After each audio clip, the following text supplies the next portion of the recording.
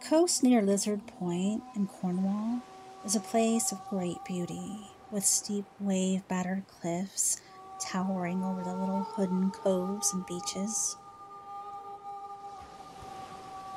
Here the sea has always shaped the lives of those that live close by, and as many fishermen know, it hides many secrets and mysteries. If you walk along the coast, you will find lots of strange things that have been left stranded on the shore. But none stranger than that found by an old Cornish man some 400 years ago. The man's name was Logie, and he lived in a cottage in the little village of Corrinton, now Curry, Nemoolian. It was a fine summer's day, the sun shining in a cloudless sky. He was walking one of the coves near the Lizard Point. The tide had gone out, leaving a wide bar of sand. He was walking along looking at the shells and flotsam that had washed up on the beach when he saw in a deep pool left by the falling tide a beautiful lady. She had long golden hair and was sitting on a rock. She seemed very upset and was crying pitifully. As he came near, she darted from the rock and into the pool, and he saw to his amazement that she was a mermaid. He was curious and a little alarmed, for he had heard many tales of the dangers of such sea sirens from the fishermen of Gunwallow. He wanted to run home, but thinking of her pitiful cries, he moved carefully towards the pool. He could see that the mermaid too was very afraid, as she tried to hide herself in the rocks among the seaweeds. "You needn't mind me," he said. "I'm an old man. I won't hurt you. What are you doing by thyself this time of day?" At first she was too afraid to speak. Then, crying bitterly, she begged him to go away. The old man again told her he meant no harm, but he could not leave her when she was so upset. "What saddens you, young one?" he said. His voice was kind, and the mermaid swam a little nearer to the rock. She looked at him with large green eyes, and after a little more coaxing, she told him her story. She had been swimming near the coast with her husband and children. Tired by the hot sun, the merman suggested swimming to a cave they liked in Kynance Cove. They entered the cavern at mid-tide. There was some nice soft weed, and the cave was deliciously cool. Her husband settled down to sleep and told them not to wake him until the turn of the tide. Tired out by their play, the little ones settled down too. She had left the cove to look for food and smelled a beautiful scent on the summer breeze. It came from the flowers that grew about the point, so she had drifted in on the waves to get as close as possible. Her mind so lulled by the sweet perfume, she had not noticed the fallen tide until she found herself cut off in the rock pool. Now she could not get back to her husband and family. She looked again towards the sea, seeing once more the long dry bar of sand. She began to cry again. "What should I do?" she said. "I must get back to the cave." The old man tried to comfort her, but she told him that if her husband awoke and found her missing, he would be terribly angry. She was supposed to be hunting food for his dinner. He would, she said, be sure to awake at the turn of the tide, and that was his dinner time. If no food arrived, he would raise a storm in his fury and would likely as not eat the children, for mermen were very savage when they were hungry. The old man was horrified by this, and he asked what he could do to help. She begged him to carry her out to sea. If he would be so kind, she would grant him 3 wishes. At once he knelt down upon the rock, and the mermaid clasped her fair arms around his neck. He got up from the rock and slowly carried the mermaid across the sands on his back. As he put her gently into the sea, she thanked him and asked him what he had wished. "I ask not," he said, "for silver or gold, but for the power to do good, to break evil spells, to charm away disease, and to find stolen property." The mermaid happily agreed to give him these powers. She told him to come to the half-tide rock the next day, and she would tell him how to achieve the things that he wanted. Then, taking her comb from her golden hair, she gave it to him and told him to comb the water with it when he got to the rock. The next day he went to the rock and combed the water, and the mermaid appeared. She thanked him again for his help and began to tell him many magical things. He learned how to break the spells of witches and how to prepare a cup of water that would show the face of a thief, and the healing power of the seaweeds and herbs. She told him that as long as he kept the comb, she would come to him whenever he combed the water with it. Then, with a smile, she slid off the rock and disappeared. They had met several times after that, and the old man learned many secret things. Once the mermaid's curiosity got the better of her. She persuaded her old friend to take her to a secret place from which she could see more of the dry land, the strange people with split tails who lived on it. When he took her back to the sea, she asked him to visit her home and even promised to make him young if he would do so. To this, the old man gently said no. Instead, he stayed in his cottage and became known as a strong healer and would charm away the worst of luck. And this learning, he passed on to his children, along with the magic comb. The rock at which they met became known as Mermaid's Rock. And should you doubt this story, just visit the coast and ask for Mermaid's Rock. It will soon be pointed out to you. You may even be lucky enough to see a mermaid yourself. But remember, such magic only happens to those who truly believe.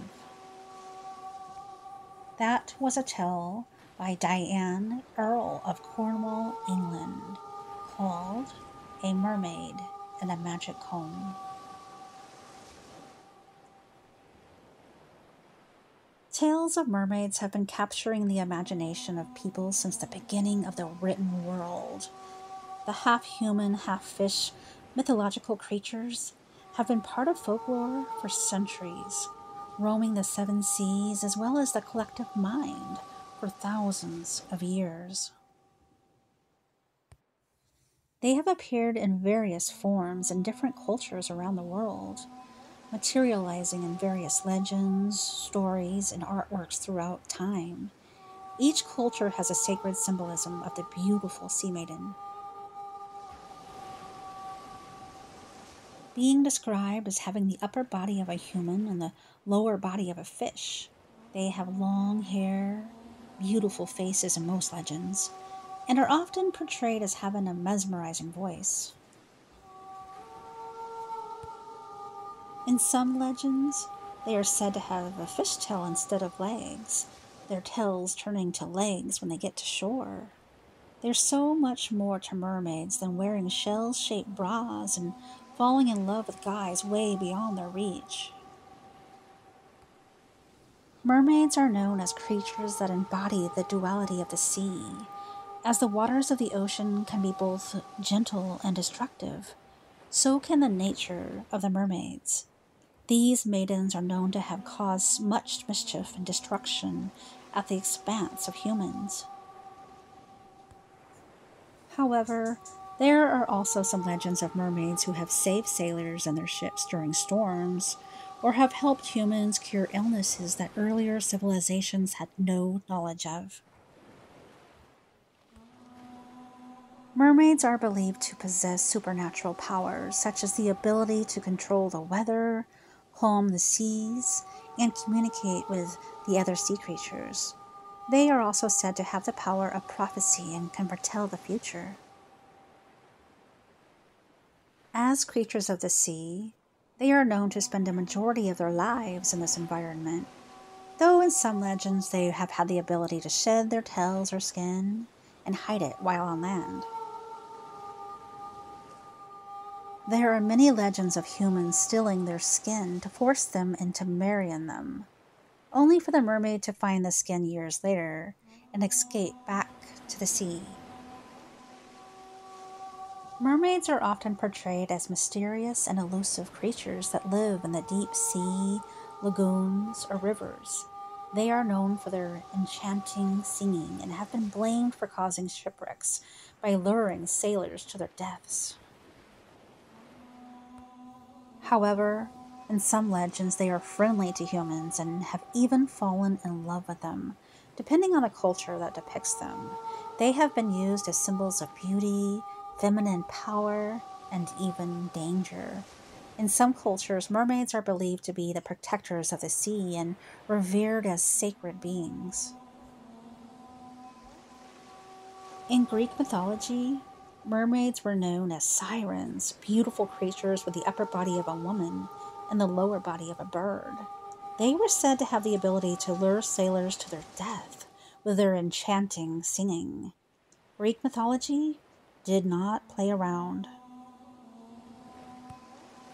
There are hundreds of stories passed down of mermaids, but according to historians, the first mermaids likely came from ancient Assyrian mythology. This model of the story was adopted by many other cultures who wished to merge their goddess figure with the power and beauty of the mermaid. It is thought the Assyrians' first recorded tale was around 1000 BCE, with a mermaid by the name of Goddess. She was known to be the fertility goddess and the chief goddess of the northern Assyria. Goddess was known to be closely connected to the sky and the sea. Her sacred animals were doves and fish. However, she was also known to have been deeply connected to the people of Assyria. As the chief goddess, she was responsible for their well-being, and she was often consulted for help. After many years of service, Goddess fell in love with the mortal shepherd boy and decided to make a union with him. Unfortunately, she didn't realize that as a mortal, he would not be able to survive the divine lovemaking. She accidentally killed him and fell into a deep state of grief. In a bittersweet turn of events, she also became pregnant with his daughter. When Goddess gave birth, she left her daughter on the shore and cast herself deep into the sea. She attempted to transform herself into a fish because she was so ashamed and devastated that she had killed her lover. Because of her great beauty, however, the powers of the sea refused to take away all of her magnificence and only allowed her legs to be transformed into a fishtail. Goddess became the first mermaid. You're starting to get the message here. Mermaid stories are sad. Goddess's story is adopted in other legends around the world. Her story was the source of inspiration for many other cultures. She appeared as a figure in many other cultures under different names, and her story was used to give additional powers and characteristics to existing goddesses that were tied to her story over time, including Aphrodite, Cybele, and Rhea. In addition to these goddesses, many of the minor sea goddesses inherited her characteristics as well. A great example of this can be found with the Nereids and the sea nymphs. They are often depicted as having both legs and fishtails, depending on where they are located. The Selkies of Iceland mythology are also known to have similar stories, though instead of fishtail, they were thought to have complete sealskins. Mermaids around the world, though, there seem to be many overlapping similarities in mermaid stories worldwide. There are noticeable differences that come from varying cultures.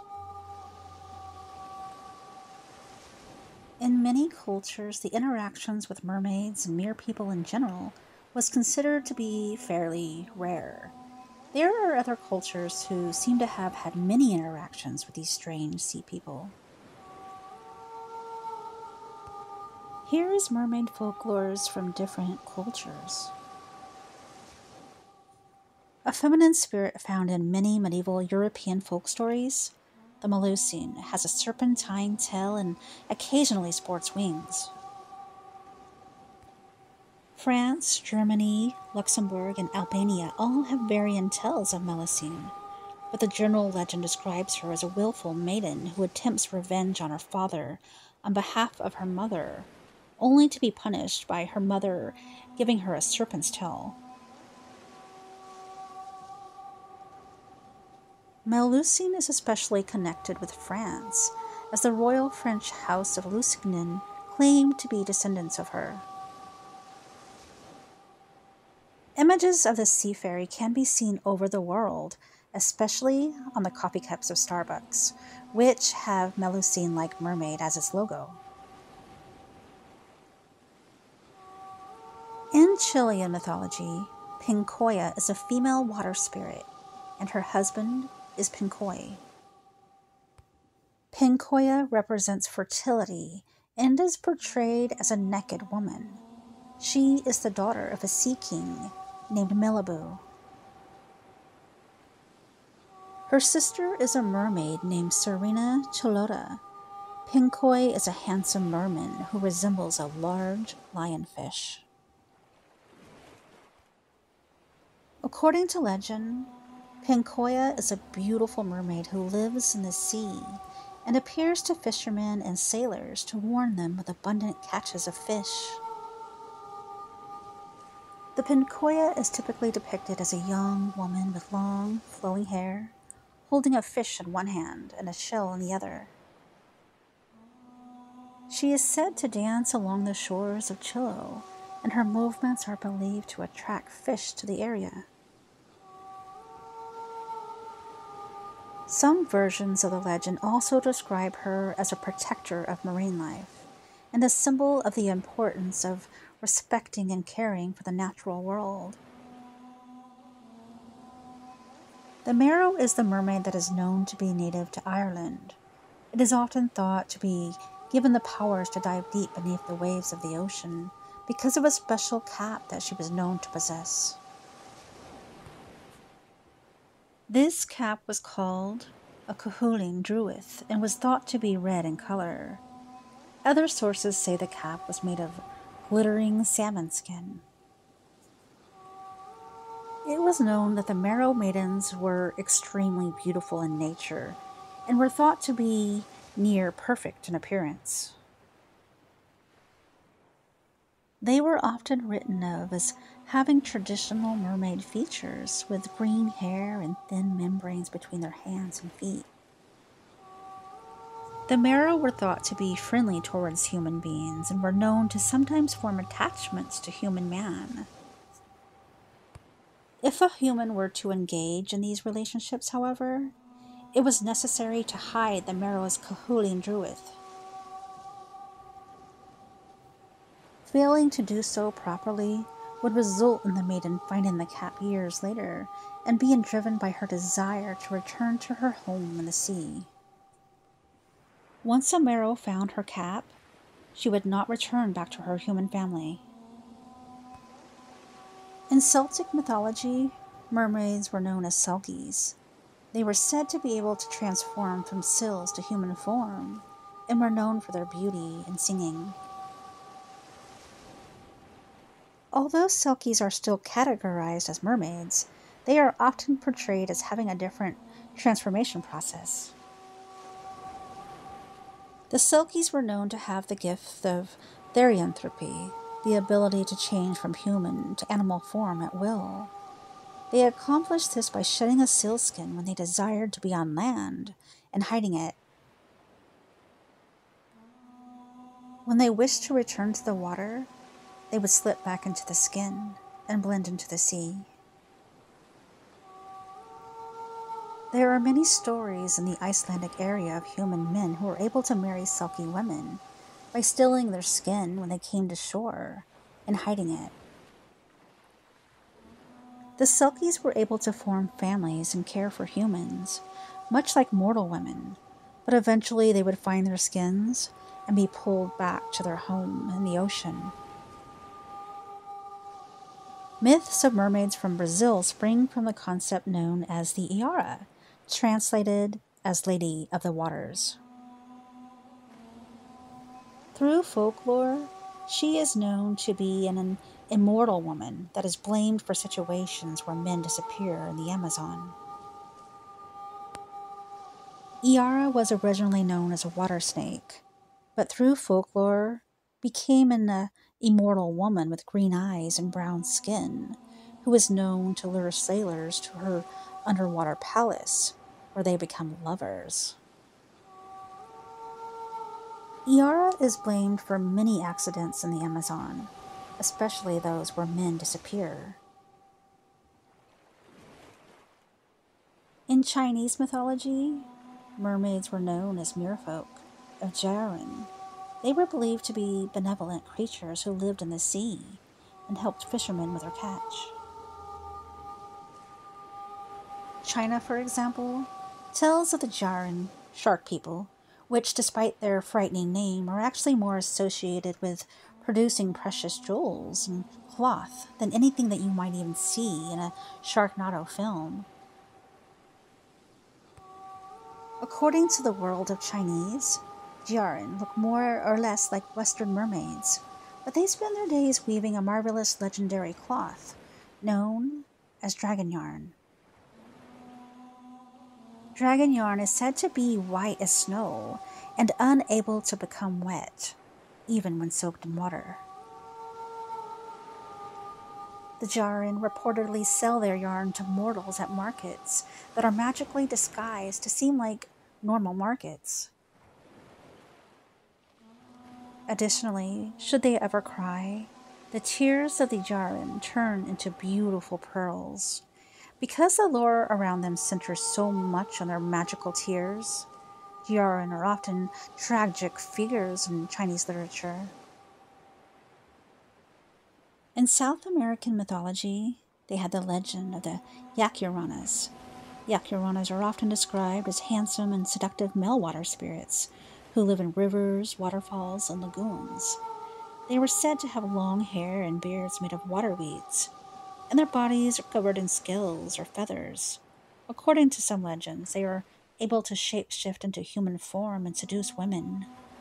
While they aren't typically described as mermaids, they do share some similarities with the mermaid and other water spirits in mythologies. Like the mermaids, Yacuranas are often associated with water and said to have the powers of seduction. However, their physical appearance and mythology are distinct from that of the traditional European mermaids. In Slavic folklore, mermaids were called ruzakas that lived in the rivers and lakes. Not surprisingly, the Russian mermaid is grim and deadly. The Slavic version of the mermaid is a little different from others in that they have legs instead of fish bodies. But they have a lot in common with the mermaids, nereids, and sirens in that they are female water spirits who lure men in with their charms. As Ancient Origins explains, however, their motivation for such beguiling is definitely sinister. while the original folkloric form of the Rusalka was a benevolent fertility spirit who provided freshwater moisture to forests and crops to help them grow. By the 19th century, they had become the restless spirits of the unquiet dead. Specifically, Rusalka were the spirits of women who had died violent deaths by drowning, either by murder or by suicide, after being jilted by a lover. Rusalki lurk around lakes, rivers, and swamps and ponds, seeking revenge on the humanity that betrayed them by lunging out of the water to grab human men and drag them down to share their watery fate. Rusalki are quite a contrast to the beautiful mermaids of other cultures, as they are said to have pale skin, green hair, and pupilless eyes that flash green with rage. A tragic opera based on the story of the Rusalka was composed by Antonin Dvorak in 1901, titled, naturally, Rusalka, and is probably the most famous Czech opera ever staged. Try to think of a more popular Czech opera. You probably can't. Most tales of mermaids are passed down through spoken tales and pictures, and in New Zealand's Maori folklore, they are also seen in carvings. A little more intense than a mermaid, the Marakihau is a taniwha, guardian of the sea. It has a human head and the body of a very long fish, as well as a long tubular tongue that is often blamed for destroying canoes and swallowing large quantities of fish. African myth calls merfolks the Mamiwata, translated as Mother of the Water. Although the name is feminine, they believe in both mermaids and mermen.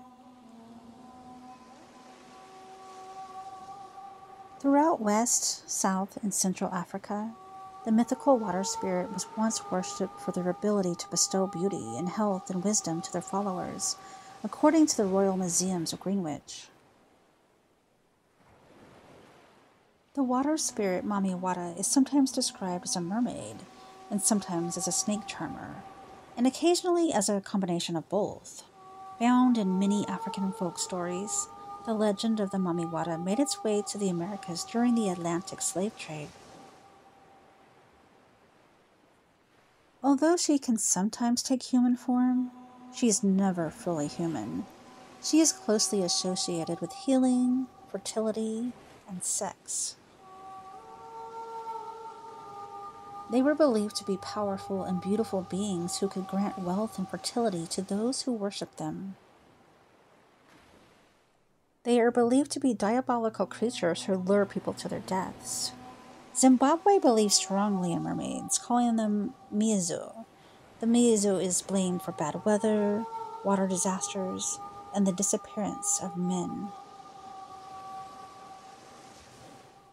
The Japanese mermaid, known as the Nino, fish person, is a hideous, otherworldly creature with fish-like features, bony fingers, and long, sharp claws. They were described as fish-like appearance with long, flowing hair. Legend says that anyone who eats the flesh of the Nino will gain eternal life and youth. Few are willing to risk such a hunt.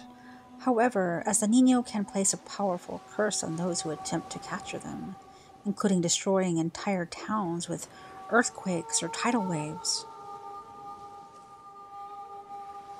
Said to reside in Japanese lakes and coasts and rivers, these child-sized water spirits appear more animal than human, with simian faces and tortoise shells on their backs. Like the blue men, the Nino sometimes interact with humans and challenge them to games of skill, in which the penalty for losing is death. Nino are said to have an appetite for children and those foolish enough to swim alone in remote areas, but they especially prize fresh cucumbers. Greek mythology never misses a chance to have naked young women running around, so it probably won't surprise you that mermaids can be found in the tales of the Greeks and the Romans. The sirens are another type of mermaid. although sirens are one of the most common types of mermaid that is recognized in modern day. It is thought that the mermaid stories influenced this creature in ways that were not meant to happen. Sirens were often portrayed as beautiful women from the waist up, with wings and a bird's body from the bottom half. They would sing beautiful songs and lure ships towards dangerous rocks with their beauty and mysticism. When the ships inevitably crashed, they would feast on the bodies of the sailors, though some stories suggest that these beings were simply content to kill the sailors and leave. There was also another form of siren that was maiden from the waist up and fish-tailed from the waist down. This form of siren became increasingly popular as mermaid mythology spread throughout ancient Greece, and also more recognizable than their half-avian counterparts. Unlike the Nereids, the sirens were known to be omens of bad luck, and they brought death and destruction with them wherever they went. Another mermaid deriving from Greek were sea nymphs known as Nereids, which, as Theoi Greek mythology explains, means they were the daughters of the shape-shifting sea god, Nereis. Another mermaid deriving from Greek were sea nymphs known as Nereids, which, as Theoi Greek mythology explains, means they were the daughters of the shape-shifting sea god, Nereis. They were protectors of sailors and fishermen, while also representing various aspects of the sea's rich treasures, such as sea foam, waves, and light cool rocks. The Nereids were known to be some of the most beautiful creatures to exist in the time of ancient Greece. Nereids, sometimes called sea nymphs, were often depicted as either having tails or legs, depending on if they were in the water. They were often thought to be found accompanying Poseidon, and were sometimes known to carry his trident. The Nereids were friendly for the most part, and were known to help sailors in times of need. One of the most famous examples of Nereids helping humans was when they decided to help the Argonauts in their search for the Golden Fleece. Nereids were also known to give birth to influential children. One Nereid's name, Thetis, had a child by Zeus who grew up to be Achilles. In fact, the Trojan War was started in part out of Zeus's fear that one of his sons would rise up and overthrow him, namely Achilles. There were 50 Nereids, but the only two who got any real attention by name, Thetis, who was Achilles' mom and the unofficial leader of the Nereids, and Aphrodite, who was Poseidon's queen and the mother of their merman son, Triton, who could raise and lower floodwaters by blowing his conch shell horn. You probably know of King Triton from The Little Mermaid. Each of the nymphs were associated with a particular aspect of the sea or seashore. The Nereids were not constantly portrayed as mermaids, but sometimes just hot girls riding dolphins or seahorses. The Nereids were known for their musical abilities and their love of dancing. They were also said to be able to predict the future and to have the power to calm the waves and protect sailors from storms. Mermaids described in ancient Greece are close to the type of mermaids that we believe in today. Probably the least like a traditional version of a mermaid, the finfolk. They are shapeshifters of the sea of Norway, considered nomads who can alternate between living on land and living at their ancestral home, Finnfolkaheme. Finfolk tend to have an antagonistic relationship with humans. They often abduct humans for their spouses, making them more of a servant than a partner. Finfolk also have an affinity for silver, and one might be able to escape their grasp by throwing a silver coin their way. While other cultures seem to have had fairly mixed experiences with mermaids and mixed counterparts, British mythology concerning these beings tells that the arrival of these mere people is always disastrous for humans. The arrival of a mermaid was thought to be a sign that there was about to be a monstrous storm or a terrible disaster on the sea. Additionally, mermaids were often thought to be violent and mischievous creatures that would provoke trouble if given the opportunity. Mermaids were thought to appear to ships just before they wrecked or were lost at sea to haunt them with their fate. There are also stories that suggest the early British culture thought mermaids had the ability to survive in both freshwater and saltwater. Mermaids near the Isle of Man.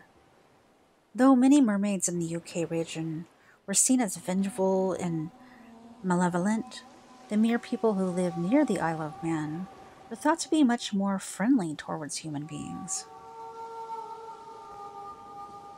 These mermaids were known as Benvere and were known to have been very generous towards humans. They were known to reward humans who helped them in times of need or were generous towards them. They were often said to give humans tremendous wealth, whether it was through the location of a grand treasure or another form of prosperity.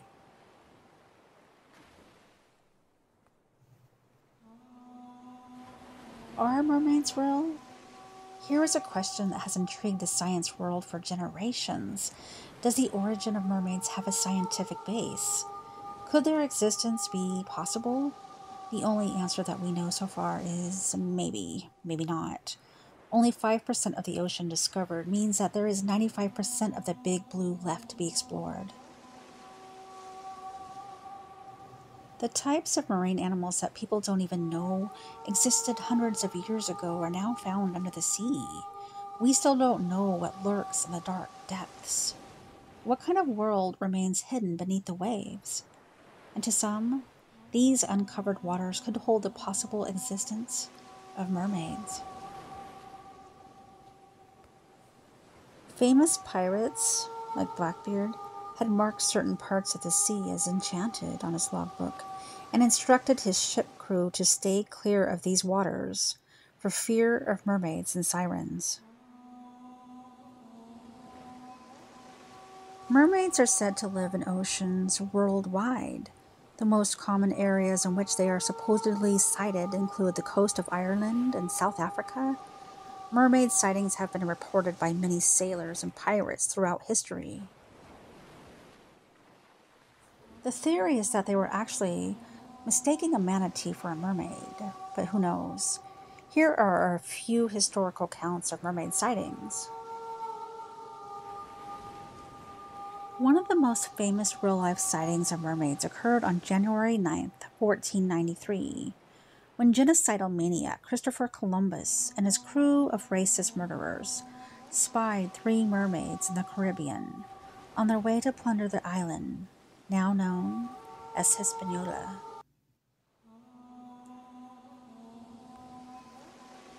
According to history, 6 months after setting out from Spain in his incorrect attempt to find India, Columbus recorded seeing 3 mermaids in the sea, but claimed that they were not half as beautiful as they were painted. He wrote that the mermaid was not as beautiful as legend and had a masculine face. It is believed that it was really a dugong that he saw. There is a story that John Smith of Jamestown sighted a mermaid. He said she was graceful and by no means unattractive.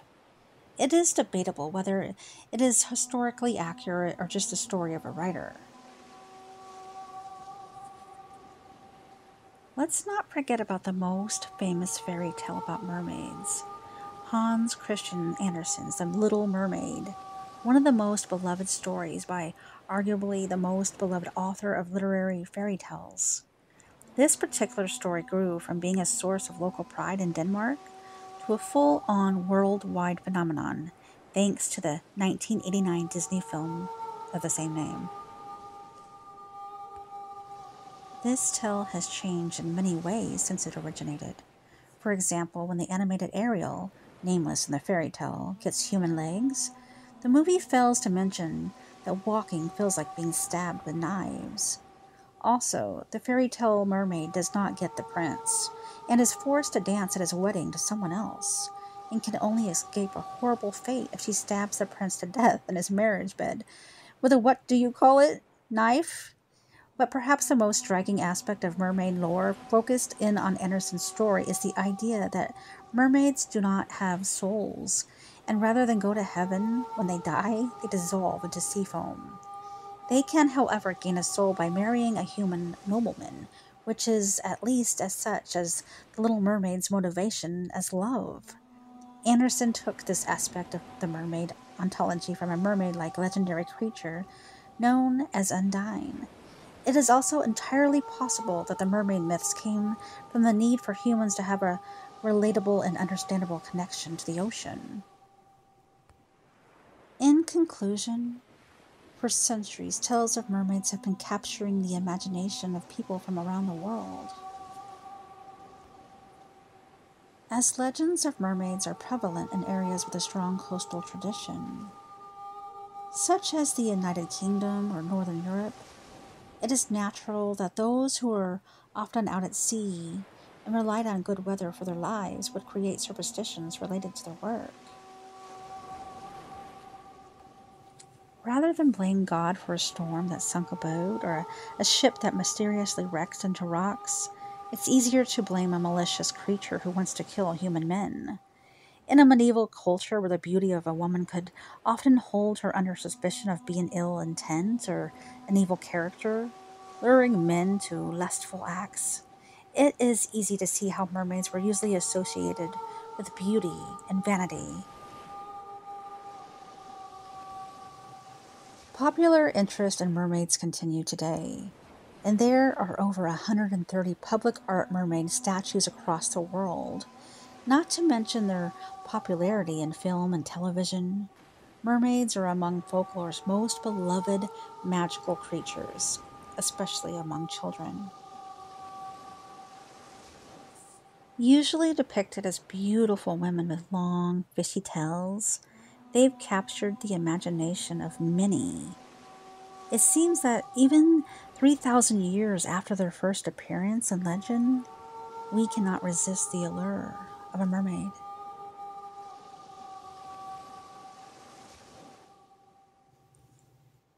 Thank you all for watching this episode of Mermaids. I hope you enjoyed it.